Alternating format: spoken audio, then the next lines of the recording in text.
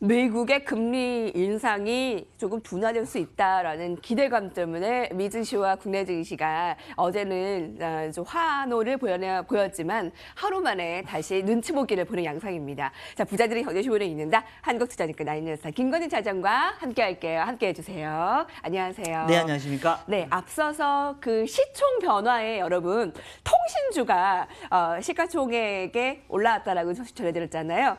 네, 금통위 소식부터 전해드려야겠습니다. 한국은행 금융통화위원회에서 1년 만에 금리를 인상했습니다. 미국과의 금리 차의 부담을 가지고 있는 것으로 보이고요. 미국과의 금리 차를 더 이상 늦출 수 없다라는 판단을 내린 것으로 보입니다. 1.5%에서 1.75%로 0.25% 인상됐습니다. 취재기자 연결해 자세한 소식 전해줄게요. 이윤아 기자 전해주시죠. 네, 한국은행이 올해 마지막 금융통화위원회에서 전격적으로 금리를 인상했습니다. 지난해 11월 금리 인상 이후 꼭 1년 만입니다. 그동안 대다수의 전문가들은 이주열 총재가 지속적으로 금융 불균형 시정 필요성을 거론해 온 데다 미국과의 금리차가 커지고 있어 금리 인상을 유력하게 예상해 왔습니다. 한국은행이 기준금리를 인상하면서 금리는 기존 1.5%에서 25bp 오른 1.75%로 한 단계 인상됐습니다. 미국이 금리 인상 속도 조절을 시사하긴 했지만 한미 금리차가 커지고 있다는 점이 부담으로 크게 작용한 것으로 분석됩니다. 올해 3월 역전된 한미 금리차는 점점 확대되고 있습니다. 만약 이번에 한국은행이 금리를 동결하고 다음 달 미국이 금리를 인상한다면 한미 간 금리차는 최대 1%포인트까지 확대돼 외국인 자금 이탈 우려가 커지게 됩니다. 이번 금리 인상으로 당장 1,500조 원에 달하는 가계부채는 큰 짐이 될 것으로 보입니다. 신용도가 낮은 취약계층일수록 금리가 높은 신용대출을 쓰는 경우가 많아 이자 부담이 빠르게 커질 수 있습니다. 시장에서는 이번 금리 인상을 끝으로 내년부터는 경제 여건을 고려해 한동안 동결을 유지할 가능성이 높을 것으로 보고 있습니다. 한국은행에서 머니투데이 방송 이윤아입니다. 미국과의 금리 차가 커진 만큼 이번에 금리 인상이 유력시 됐었는데요. 네, 그렇습니다. 대부분의 사람들이 알고 있었던 내용이 아니었나라는 얘기를 해드리도록 하겠습니다. 실제로 미국과의 장단기 금리 차가 너무 많이 벌어져 버립니다. 우리가 만약에 안 하고 1월이 되면 1%가 넘어가 버리기 때문에 이번에 이런 인상이 나타났다라고 생각을 해주시면 될 것 같습니다. 예, 저희 차권 팀장 연결해서 자세하게 이번에 분석 결과를 듣겠습니다. 안녕하십니까? 네, 안녕하십니까? 1년 만에 전격적인 인상, 예고됐던 결과였다라고 볼 수 있겠지만 이번에 분석을 어떻게 볼 수 있을까요? 예, 한국은행의 목표가 이제 물가 안정과 금융 안정 두 가지입니다. 그래서 물가 안정은 이제 경기를 대변하고요.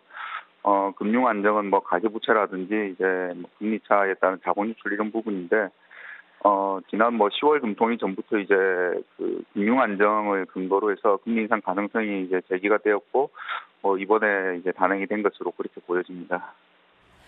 최근 미 제롬 파월 의장이 비둘기파로 돌아섰다는 분석도 있습니다. 미국이 예상했던 금리 인상 수순보다 좀 인상의 속도를 좀 둔화시키는 것이라면 무리한 긴축은 무리한 긴축은 없다라는 분석이 제기되고 있던데요.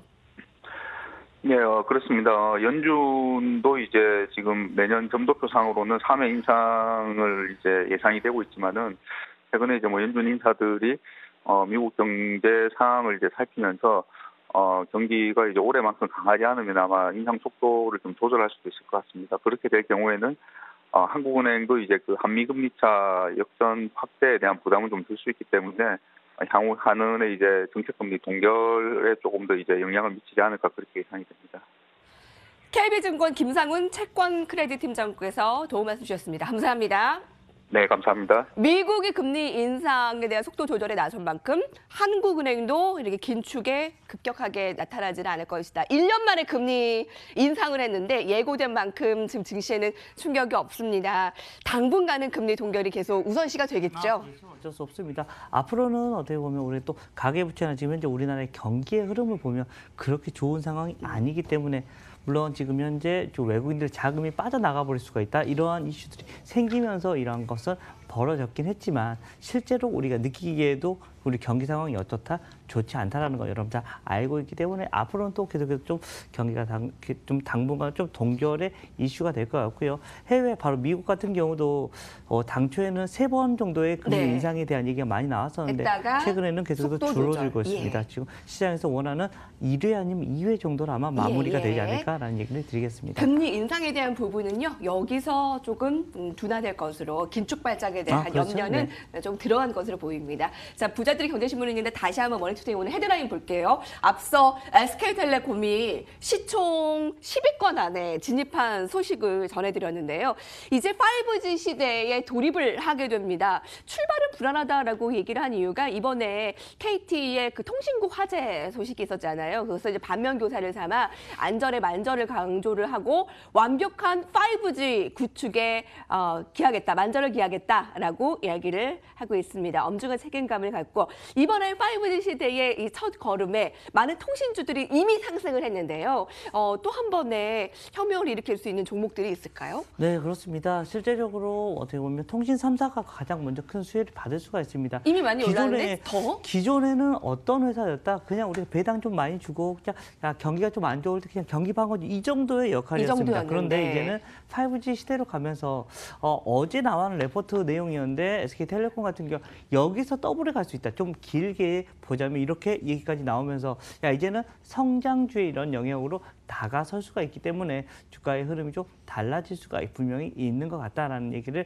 해드리겠고요. 여기 말고 여기 아랫단에 있는 회사들이 상당히 많이 있습니다. 지금 현재 화면에 나가고 있는 것처럼 뭐 이노와이어런스나 대한광통신, 뭐 솔리드 이런 각각의 이런 종목들이 뭐 한참 많이 올랐다가 다시 많이 빠졌거든요. 그래서 다시 한번 위로 올라가 줄 수 있는 거리가 분명히 만들어질 수 있을 것 같습니다. 5G가 어떻게 보면 우리나라 실제적인 상용화 공식적인 선포는 언제냐면 내년 3월이고요. 뭐 우리가 지금 현재 통신사에서는 내일부터 이제 5G 시작하겠다라고 이렇게 발표를 하고 있지만 우리나라에서는 내년 3월 그리고 전 세계는 언제냐면 내후년 3월입니다. 이 말은 우리나라에서 이미 한 번에 레퍼런스를 쌓은 다음에 이 아랫단에 있는 업체들이 바로 세계로 뻗어나갈 수가 있는 이런 과정이 됩니다. 이렇게 되면 5G 관련된 주식들은 최소한 내년도의 실적까지는 어떻게 보면 거의 보장이 되어 있는 것이다라고 생각을 해주시면 될 것 같고요. 5G 관련된 주식들 여러분 좀 더 관심 있게 보셔야 되는 종목들이 많이 있다라는 얘기를 드리겠습니다. 이노와이러스, 솔리드 등이 오늘 1% 이상 상승이고요. 실적이 내년에는 다른 종목보다 보장이 된 만큼 관심권에 두자. 이 5G 시대의 돌에 오늘 헤드라인으로 살펴봤습니다. 오늘 온라인에서는 무역 담판을 앞둔 트럼프 대통령이 모호한 대답을 내놨습니다. 합의는 가까워졌지만 모르겠다라는 대답을 내놨고요. 미중 정상회담에 전 세계의 투자자들의 눈이 쏠려 있습니다.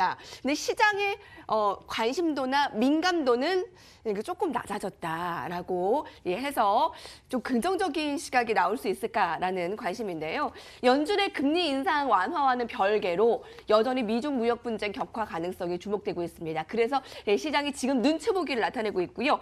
불안한 점은 대중국의 강경파인 피터 나바로 국장이 원래는 배석하지 않을 것으로 보도가 나오면서 긍정적인 시각이었는데 나바로 국장이 다시 참석기로 결정하면서 강경파에 힘이 실리는 건 아니냐라는 분석이 나오고 있습니다. 자, 우선은 우리가 투심 악화 부분으로요. 우리가 주말에 계속해서 여기에 대한 뉴스가 수없이 많이 쏟아질 것이다라는 얘기를 하고 있고요. 대부분 어떤 식으로 지금 현재 막 결론이 될 것 같냐라고 지금 예상이 나오고 있으면 그동안 하던 거 그대로 유지, 그렇지만 앞으로는 추가적인 관세가 아니고 요율을 올리거나 이런 것을 좀 당분간 하지 말자. 어떻게 보면 전쟁이라고 이렇게 표현을 많이 했는데요. 전쟁을 잠깐 휴전해보자. 그리고 나서 우리가 협상을 하자라는 이런 하나의 단초가 제공이 되지 않을까. 이런 식의 지금 현재 그 시나리오가 유력한가요? 그게 가장 많이 지금 현재 시장에서 나오고 있는 뉴스들이다라고 얘기를 해드리겠습니다. 네, 잠깐 휴전을 하자. 그리고 이 협상에 대한 부분은 다시 시작을 해보자. 그러면 시장에는 뭐 어찌됐든 긍정적으로 갈 수 있는 것 같다라는 얘기를 해드리겠습니다. 악화만 안 되면 된다. 네, 그렇습니다. 악화되지만 않는다면 다음 주 시장에는 불확실성 해소로 좀 긍정적일 것이다. 네, 주말 사이에 쏟아져 나오는 뉴스들을 머니투데이 통해서 살펴보시고요. 제약바이오주 오늘은 종근당 살펴봅니다. 여러분 시총 상위의 코스닥에 아주 많은 부분을 차지하고 있는 제약바이오 그리고 개인들의 관심사가 아주 두드러지는데 최근 들어서 오늘은 종근당을 얘기를 합니다. 4분기에 사상 최대 실적이 전망이 됩니다. 자, 케이프증권에서 좋은 레포트를 내놨는데요. 종근당의 4분기 사상 최대 실적이 예상되는데 7월에 출시한 이 개량 신약이 신제품이 큰 성장을 보일 전망입니다. 연구개발비 감소로 수익성 개선이 예상된다라고 하고요. 그 신약 개발도 지금 순항을 나타내고 있다라고요. 그럼 류마티스 업체에서 그렇죠. 네. 앞으로 임상 자료를 계속 구축해 나갈 예정이고, 그러니까 내용이 단어들이 어렵잖아요. 네, 그러니까 네, 바이오 그렇죠. 신약에 대한 기대감도 내년에 크다고요. 종근당 안에서요. 네, 계속해서 어떻게 보면 종근당 그동안은 그렇게 제약에 대한 이런 약을 그냥 팔던 회사였는데 이제는 신약까지 진출하고 있는 것이다라고 생각을 해주시면 될 것 같습니다. 이러한 기대감으로 인해서 주가가 오늘은 또 많이 상승을 하고 있는 모습이고요. 어디까지 그러면 봐야 될까라는 이런 모습을 얘기가 나오고 있는데요. 뭐 단기적으로도 어떻게 보면 12만 원 정도까지는 한번 움직여줄 수 있는 12만 거리가 원까지는요. 나타날 수 있지 않을까라는 얘기를 해드리겠습니다. 그리고 결국은 큰 틀에서 제약 바이오에 대한 이런 이슈가 좀 긍정적으로 나와야 되는 것은 우리가 알다시피 우리는 계속해서 늙고 병드는데 우리의 기대 수명은 계속해서 높아질 수밖에 없기 때문에 지금 현재 우리나라는 지금 현재 조금 10년 이상이 어떻게 보면 기술력이 점점 축적이 되다 보니까 이게 조금씩 넘쳐나고 있는 구간이다라고 생각을 해주셔야 될 것 같고요. 아마도 내년에도 이 제약 바이오 업종은 계속해서 상승 쪽으로 아마도 틀어줄 수 있지 않나라는 얘기를 드리겠습니다. 예. 이번 주에 경제신문에서 한 가지씩은 그 제약바이오주를 거의 다루게 된 것 같은데 오늘의 종근당을 살펴봤고요. 주가는 지금 4%대로 움직이고 있습니다. 자, 오늘 새롭게 증시에 진입한 종목이 있네요. 위니푸드입니다. 공모가가 2,000원이었는데요. 그것보다 10% 낮은 시초가가 1,800원으로 설정이 된 이후에 지금은 한 10% 이상 상승. 상한가예요? 네네. 지금? 네네. 아, 네. 국내 코스닥 상장 위에 설립된 홍콩 소재 역외 지주 회사래요. 그 실질적인 사업의 자회사는 중국 내 광동 영업 식품이라고 하는데 이 광동 영업 식품은 올 상반기 매출액이 한 413억 원, 영업이익이 156억 원.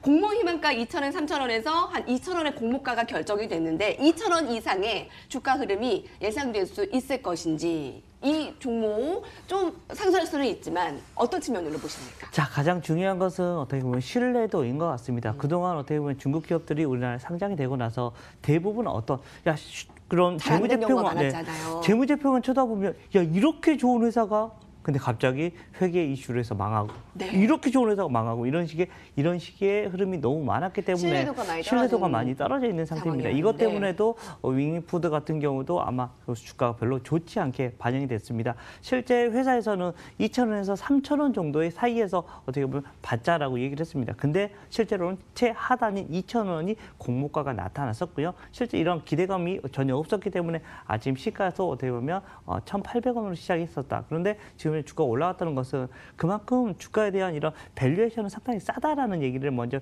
이야기를 해드려야 될 것 같고요. 가장 중요한 것은 뭐냐면 신뢰도 회복이다라는 거. 그리고 이번 대주주가 어떻게 보면 IR을 하면서 뭐라고 계속해서 얘기를 하고 있냐면 이제는 좋아질 수 있습니다. 우리나라 좋아진다라는 거. 그리고 소액 주주들에게 조금 더 많은 것을 이렇게 베풀겠습니다라고 계속 얘기를 하고 있는 것 같아요. 즉 주주 친화 정책을 계속해서 사용하겠다라는 이런 이슈가 나타나면서 오늘은 주가는 상당히 강하게 오늘 상한가에 지금 현재 나타나고 있다는 거. 어떻게 보면 회사가 130년이 됐다는 것은 이렇게 오래된 회사야? 이런 것을 생각을 할 수 있다는 얘기를 해주겠고요. 중국 기업의 이미지만 어떻게 보면 탈피를 한다면 상당히 크게 움직여 줄 수도 있습니다. 사실 우리나라의 음식료 업종의 밸류에이션 같은 경우는 20배를 넘게 받는데 지금 현재 윙푸드 같은 경우는 상당히 낮은 밸류를 받는 거다라고 생각해 주시면 될 것 같습니다. 방송 제가 들어오기 전에 한 16%, 17% 오르는 거 보고 들어왔는데 김광인 차장께서 상한가 크게 네. 얘기하셔도 돼요. 네, 알겠습니다. 예. 네. 네, 여기까지 봅니다. 부자들의 경제신문에 있는데 함께했습니다.